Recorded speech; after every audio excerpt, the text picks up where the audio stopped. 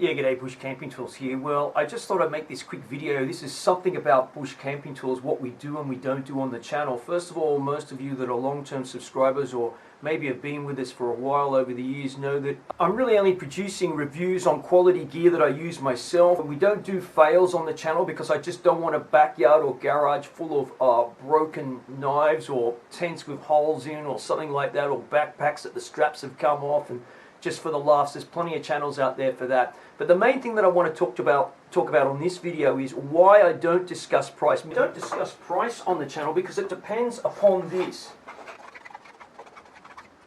Disposable income.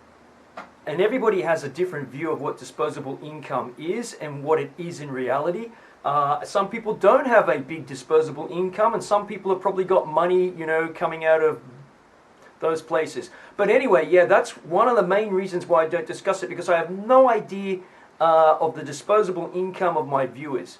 And the other reason why I don't discuss prices on the channel is because we're living in a modern world, even with broken glasses. But seriously, you know, we're living in a modern world, so unless you're living in the outdoors or you're doing this kind of thing permanently for some kind of job, it's not necessarily to have, you know, 20 different knives, 5 different tents, you know, 10 different watches, blah blah blah blah blah. It just, you know, it's really not necessary, because there are more important things like maybe fixing the roof on the house, fixing the car, medical bills, sending the kids to college, to school, to university, or whatever. They're the really important things, and it's not for me to really encourage anybody. I feel it's not necessary to encourage anybody to go out and spend their money. Sure, it's just really entertainment at the end of the day. You can see the reviews and make up your own minds on what is, you know, what one can afford and what one can't afford, you know, dependent upon your own personal disposable income. All right, Bush Camping Tools here. Thanks for watching.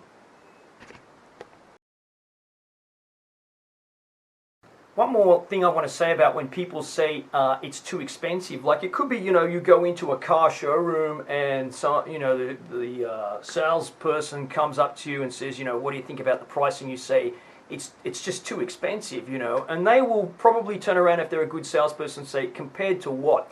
So I ask you to, when people say it's too expensive, you know, compare it to what? Compare it to, you know, not having a cup of coffee every day, the price of a cup of coffee out in the shop, or a glass of beer or wine every day over a period of a year, and you've bought that product. So it depends on, you know, how much one person wants something and how you're willing to save in order to get those things. But ultimately, or rather I should say, however, ultimately, you know, the cost of something, you know, whether or not you can justify it, depends upon exactly what I've said here, your disposable income.